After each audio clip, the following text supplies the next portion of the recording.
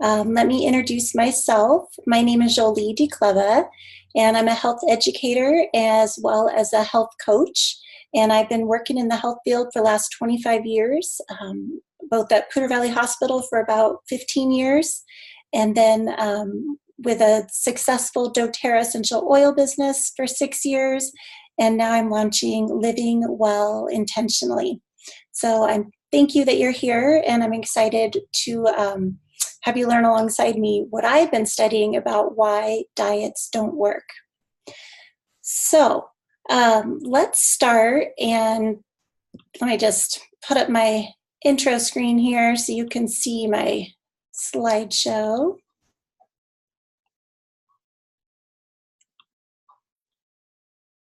Uh-oh, hold on. Oh boy. Okay, here we go. So on behalf of the Mojo Movement and my own new business, Living Well Intentionally, we welcome you. So this is the first thing I want to talk about is, even before I show you the slide, I want to talk about how women are successful in so many areas. We're successful in our businesses, we're successful in our marriages, in our relationships, our friendships, our parenting. We are successful and creative in so many realms and different ways, and yet we struggle with the issue of weight. And we often feel shameful and like we're failing. And so I want to change that. I want to talk about why that's so. We are told by the Department of Health and Human Services that we simply eat too much and that we simply don't exercise enough. And I'm here to tell you that we've tried that and that's not working. And so we need to find a different way. You probably know there are diets out there of all kinds. There's the Zone diet and the volumetrics diet and the Mediterranean diet and the Atkins diet. And I mean, we could go on and on. If it weren't so incredibly frustrating, it would be hilarious how every year, every 6 months, the newest trend comes out there promising to help us lose weight. So let's take a deep breath. All right, so let's figure out what's going on and how we can make this work for us. The World Health Organization talks to us about how since 1975, the rate of obesity has increased by an alarming rate. It has tripled since 1975. And 39% of adults in the United States are either overweight, and then 13% are considered obese. So almost 50% of us are not an ideal weight, and that's pretty alarming. Most of the world's population actually live in areas that suffer more in health for being overweight rather than being underweight. And the other interesting thing that the World Health Organization tells us is that obesity is completely preventable. So let's take a minute to talk about what obesity is not. Obesity is not a disease of affluence. And what I mean by that is that it's been postulated that maybe because we're in this toxic environment of microwaves and computers and cell phones, and maybe because we don't have to hunt and gather anymore and we sit all day on our computers, that maybe it makes sense that we're getting fat. But actually, what we find is, well, according to this map, it kind of looks like the countries that are more affluent are the ones that are fighting weight. And you can see that dark red is 40% or higher of obesity. And it does kind of give you the idea that that affluence is in play. However, what we found is that women and men who are higher income actually are less likely to be overweight. And men and women that are of lower incomes are more likely to be overweight. So it's not necessarily our country's affluence that is causing our weight loss. Another thing that weight loss is not, is it's not a disease of sedentary people. And what I mean by that is that there was a huge fitness trend in the 70s. You probably, I don't know how old you are, but there's Jane Fonda and aerobics and jazzercise, and then there's yoga and Pilates, and actually the fitness movement has come at the same time that our jobs have gotten more sedentary. And so if you look at the statistics, the rate of activity we expend is pretty consistent from the 1970s to now. So it's not that we're less active. That is not the cause for this huge upslope of obesity. And we've also found, interestingly, with this statistic, is that it's not uncommon that the lower income bracket also have those harder working jobs of standing all day and construction work and factory work where they're moving most of the day. So it's not that movement and that lack of expending energy during the day is what's causing the obesity.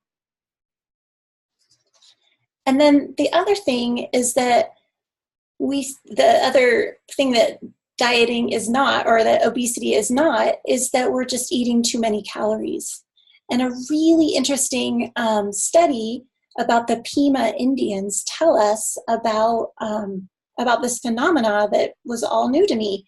And I read it. I know this is backwards for you, but there's a great book called Good Calories, Bad Calories by Gary Taubes. And what I learned in here is there are many tribes around the world that have the same phenomena as the Pima Indians.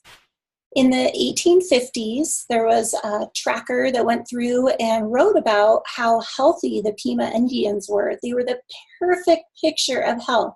And they had barns and storage facilities full of food for the winter, and their gardens were full. And he remarked about how plentiful and how affluent and how successful they were at farming.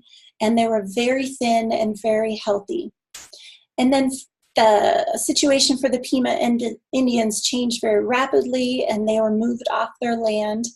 And they were forced to have a much more limited diet with less variety and a lot more starches. And within 50 years, an explorer, or a reporter rather, observed the Pima Indians, and they showed that 50% of the population was obese in just one generation. And they're not the only civilization like that. Jamaica in West Africa, and like I said, you can read more in the book, but about these cultures that when they were thriving and they had a variety of foods and even a plentiful amount of food and more food than they needed, they were thin. And then when they had those limited diets and were in a less nourished state, as a matter of fact, in some of these cultures, they were malnourished, but the adults were still overweight, even though the babies were malnourished and in some cases starving. So it really challenges the idea that that obesity is overnourishment, and it makes us think that, wait, obesity might have to do with something else. Oops. So as far as calories are concerned, it is true that we are eating more calories, and I really looked for a different slide because this is a little confusing, but after 2010, our calorie count actually continued to go down, and while it's not what it was back in 1970, we still are eating more. In 2016, the rate was closer to 2,300 calories on average per person. So while our calorie count is going up, it doesn't attribute, it's not as significant enough to just say that's the cause of our obesity crisis. And I want to make the cause today that we're not fat because we're affluent, because we have lots of money and things are easy. We're not fat because we don't exercise. And we're not fat because we eat too many calories. what I believe is that we are fat because we're actually undernourished. And that's really important because we have such a high sugar, high carbohydrate, high processed food, high white flour, nutrient deprived diet as Americans in general, that we struggle to get the nutrients or the nourishment that we need to thrive. So rather than looking at obesity as an overeating and not exercising, an overindulgence problem, we need to look at it for what it is. It's an undernourishment problem. So we need to change our thinking a little bit and start thinking about feeding ourselves, not just for calories or just so that we are satiated and not hungry anymore, but feeding ourselves to get the most nutrients in our body that we need to thrive. This is Michelle Obama with all her work with Move Kids campaign. This is what she came up with, and I think it's a great start.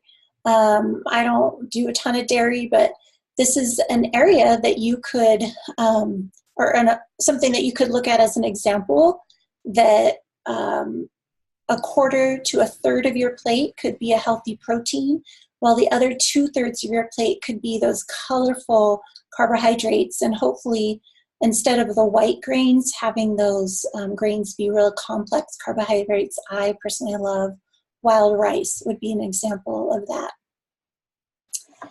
So of course, there are so many non-food related factors affecting weight, and these are just some of them. But when we think about weight loss, we can't just make it a food issue. It's not just a food issue.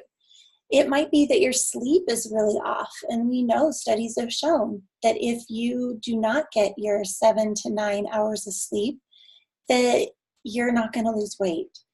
And stress, our stress, when we keep that go-go, busy lifestyle, our fight or flight mechanism kicks in, and it tells our body to save and reserve our calories and store them as fat for later so that we don't go hungry, and because our body's storing up to act or react to whatever the next danger is. So as long as we stay in that hyped up state, then we are not going to be able to release any weight. We know that our activity level definitely does play into our weight maintenance and even our weight loss, because it affects our metabolism, it affects our muscle mass, it affects our flexibility, and pretty much exercise is good for every single body system. So it's definitely an important part of a healthy lifestyle. Inflammation is yet another issue. We know that inflammation is the base of all disease. And for some of you who are struggling with weight, this might be where you need to start, is addressing your inflammation. Or gut health is another one, where if you're don't have a healthy gut, you're not absorbing your nutrients like you could be. And you may even have a leaky gut. And it's crazy to start thinking about cutting calories when we really need to think about healing your body and getting healthy. And it might be inflammation or gut that you're working on. Hormones, of course, is another big issue for women, especially, but for men as well, as far as weight loss. If our hormones are unbalanced, if our thyroid's off, if our adrenals are shot, it's going to be very hard for our body to release weight as we get into this protection mode and, to try to help our body be balanced. And then, of course, some of us have developed, well, let's just say most of us have developed pretty poor coping habits where we reward ourselves with food, or when we're sad, we use food. Just coping throughout the day when things are stressful. I know I struggle with that with chocolate, and that is definitely an area that affects our weight, is those poor coping habits. And could we work on that and try to find some different coping habits, like journaling and deep breathing and going for a walk and things like that, to replace that habit. Okay, let me go back. I want to talk about how dieting is a highly and obesity, the issue of obesity is a highly studied topic. And basically, there have been a series of studies, and they've happened over 100 years. Starting in the early 1900s to 1995, they've kept repeating the same study, trying to learn more and more, trying to understand how a reduced diet helps people, a reduced calorie diet helps people lose weight. So in these studies, men have been specifically targeted, and they are receiving 1,500 calories for between 4 weeks and 6 months. And what they found, and I'm just going to encapsulate what they found in all these studies that were back to back, is that men who restrict their calories to 1,500, they lose weight, but at a pretty significant psychological loss. So they are struggling from depression and anxiety and anger and sleeplessness and all these things that are negative. They also found that men who did these restricted diets and did lose weight, they were rapidly returned to their pre-diet weight. And that return happened within 2 weeks. And then after that, the average person gained 7 additional pounds. So 7 more pounds than they even originally weighed. So this is a problem, right? And we've all experienced this.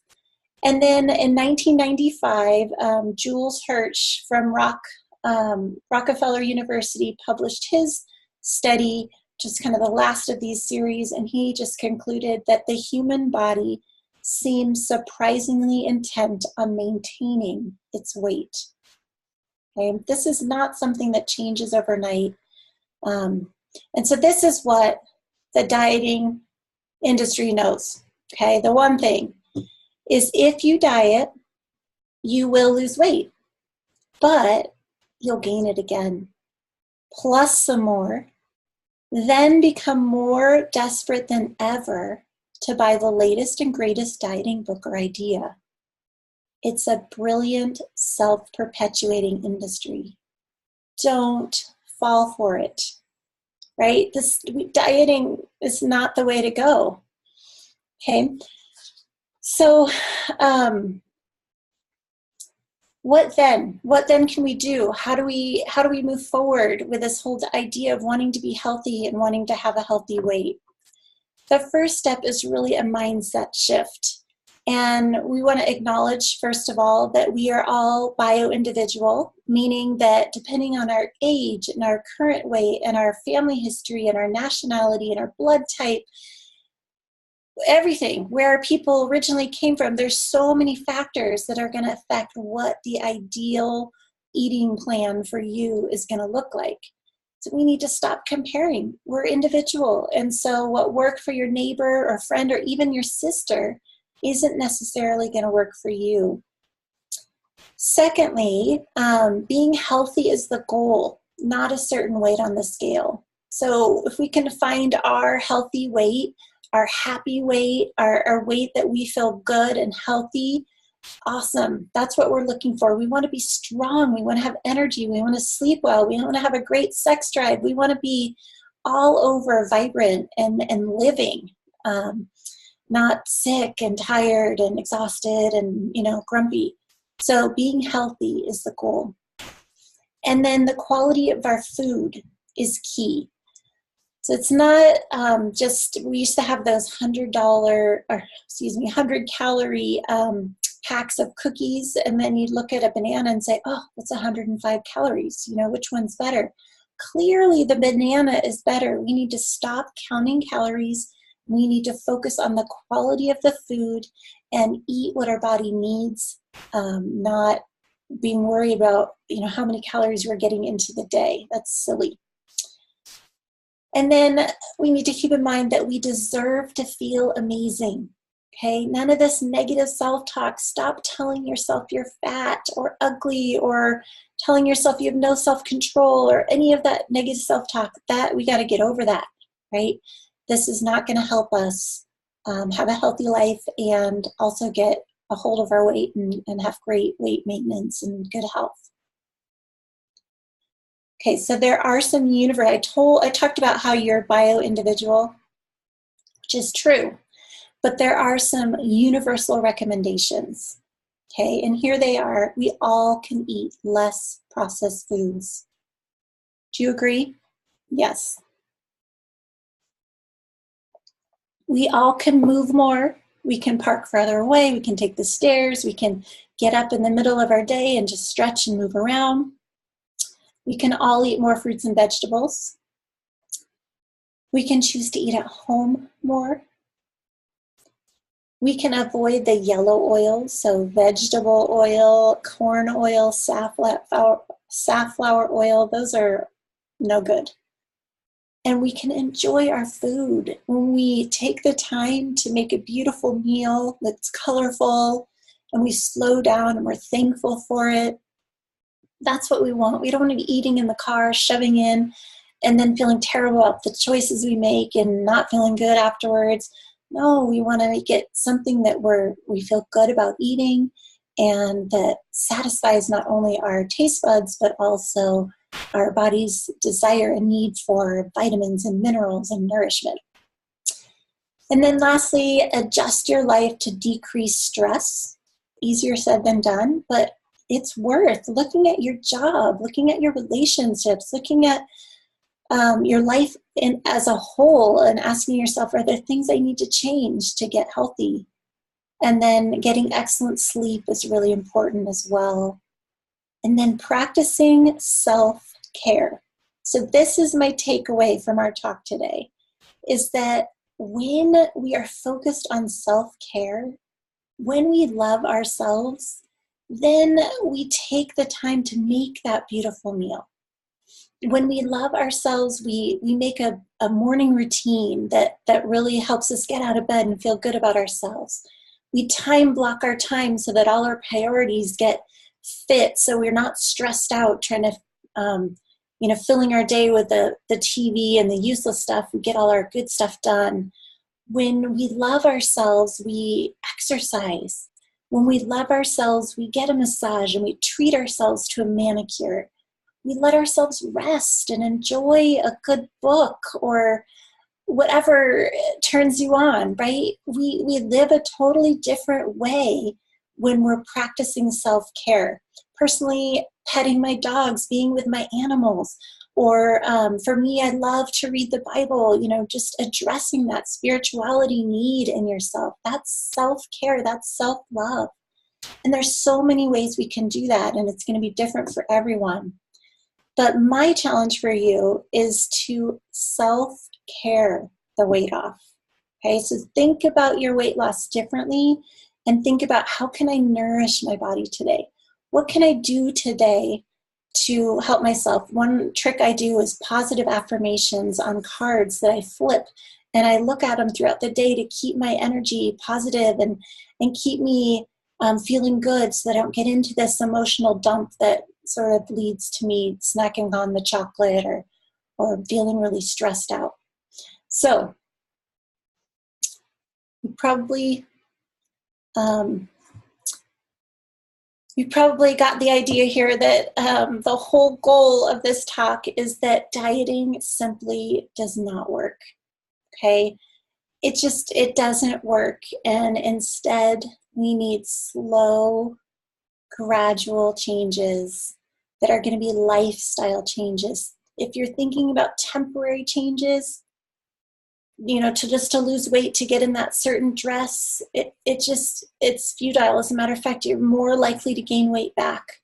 So if you really are serious about weight loss and weight maintenance, it's got to be those little, small, gradual changes.